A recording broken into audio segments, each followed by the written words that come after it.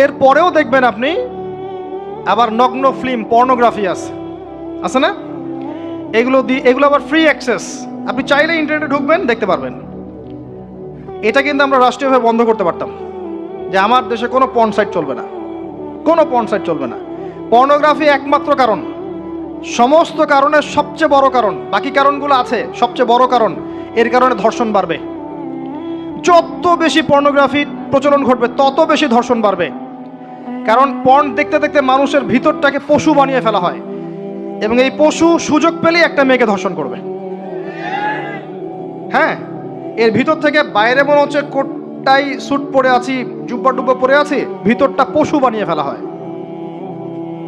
এবং দেখবেন ফাঁক পেলে মেয়েকে ধর্ষণ করবে, ফাঁক পেলে বাচ্চাকে ধর্ষণ করবে, প্রাইভেট পড়াতে গিয়ে ছাত্রীকে ধর্ষণ করবে, চাকরি ক্ষেত্রে মেয়েকে ধর্ষণ করবে। দেখবেন এই কাজগুলো হবে, সুযোগ পেলেই ধর্ষণ করবে, কারণ ইন্টারনালি সে বিস্ট হয়ে গেছে, জানোয়ার। কিভাবে হয়েছে? ওই পর্ন দেখতে দেখতে। যারা এটাতে এডিক্টেড, তখন মনে হয় যে জগৎটা মনে হয় এমনই, একটা মেয়ের দিকে সে আর শ্রদ্ধা, সম্মান, ভালোবাসার দৃষ্টিতে দেখতে পারবে না। মেয়ের দিকে তাকালেই মনে হবে গোশতের টুকরা, খালি ভক্ষণ করতে হবে। হ্যাঁ, মাইন্ডসেটটা চেঞ্জ করে দিবে আপনার। মানে আমি আপনাকে বলি, পবিত্র ভালোবাসাটাকে যৌনতা দিয়ে ট্রান্সফার করা হয়েছে এই বিশ্বে। ভালোবাসা একটা ডিভাইন জিনিস, আল্লাহর পক্ষ থেকে আসে, ডিভাইন একটা জিনিস, অলৌকিক। মানে যখনই আপনি দেখবেন কাবিন হবে এবং আপনি কালিমা পড়ানো হচ্ছে, আপনি বলছেন কবুল, ইমিডিয়েটলি আপনি ফিল করবেন অপরিচিত একটা মেয়ে, আপনি যাকে দেখেন নাই, বাবা মা বিয়ে ঠিক করেছে, আল্লাহর পক্ষ থেকে ডিভাইন একটা ভালোবাসা চলে আসবে, মায়া, একটা মহব্বত, রহমত। এটা তারা ফিল করতে পারবে যারা পর্ন অ্যাডিক্টেড নয়। যারা পর্ন অ্যাডিক্টেড, দেখবেন ওই স্ত্রীকে তার ভালো লাগবে না, তার মনে হবে এর চেয়ে ওই মেয়েটা সুন্দর, তার চেয়ে ওই মেয়েটা সুন্দর, তার চেয়ে ওই মেয়েটা সুন্দর, কারণ তার মাথাটা এরকম বিক্ষিপ্ত, পাশবিক। এবং ম্যারিড লাইফেও সে দেখবেন স্ত্রীকে স্যাটিসফাই করতে পারবে না, নিজের উপর জুলুম করতে করতে নিজের সব যৌন ক্ষমতাও নষ্ট করে ফেলবে। আর একাধিক বিয়ে তো অনেক দূরের কথা, একটাই তার কাছে অনেক ভারী মনে হবে। পরে এসব ট্রিটমেন্ট করে কোনো লাভ হবে না। আল্লাহর দেওয়া সম্পদ নষ্ট করলে ট্রিটমেন্ট দিয়ে আসলে কোনো কাজ হয় না। তো আমি যেটা বলতে চাচ্ছিলাম, এই পর্নোগ্রাফি দিয়েই ধর্ষণ বাড়ছে। এটাকে বন্ধ না করতে পারলে আপনি পারবেন না। এর উপরেও আছে আবার ফাঁকফোকর, আইনের ফাঁকফোকর। ধর্ষক সবার বিচার হবে, এটা মেনে নেওয়া দুষ্কর। এখন অনেকেই বেরিয়ে যায়, অনেকেই ফাঁকফোকর পেয়ে যায়। সব মিলিয়ে এতে করে সামাজিক কাঠামো নষ্ট হচ্ছে। এর উপর ফ্রি মিক্সিং আছে, অবাধ মেলামেশা আছে, আমরা উস্কাচ্ছি এগুলোকে, কাছে আসার গল্প। আস্তে আস্তে দেখবেন কাঠামোটা আরো কলাপস করে যাবে দিন দিন। এর ফলে কি হবে আমি বলে দিই, শোনেন, আমার উপর রাগ করে না। দিন দিন কি হবে আমি এটাও বলে দিচ্ছি। যত ডে যাবে দেখবেন এর চেয়ে বেশি সমকামিতা বাড়বে।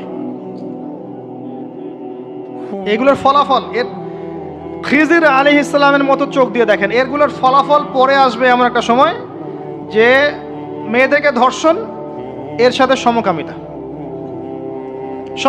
কারণ মানুষ মেয়েদের উপর থেকে দেখবেন আগ্রহ কমে যাবে, এবং সমকামিতা যে বাড়বে, হাদিসে এসেছে যে এই উম্মতের উপর আমি ভয় করি, এই উম্মতের মধ্যে সমকামিতা ছড়িয়ে পড়বে। আল্লাহর রাসূল বলেছেন আরো বাড়বে চাইল্ড অ্যাবিউজিং, বাচ্চাদেরকে রেপ করা হবে বেশি বেশি, বিকজ অফ এই পর্নোগ্রাফি। যতদিন যাবে দেখবেন যারা মেয়ে সন্তানের বাবা খুবই সতর্ক, সাবধান। কার কোলে আপনি মেয়েকে তুলে দিচ্ছেন? 5 বছর, 4 বছর, 3 বছর এইসব মেয়েদেরকে ধর্ষণ করা হচ্ছে। সমাজটা কোন জায়গায় চলে গেছে চিন্তা করছেন? এগুলোর মূল কারণ, একদম গাছের উপরের কারণ হচ্ছে পর্নোগ্রাফি।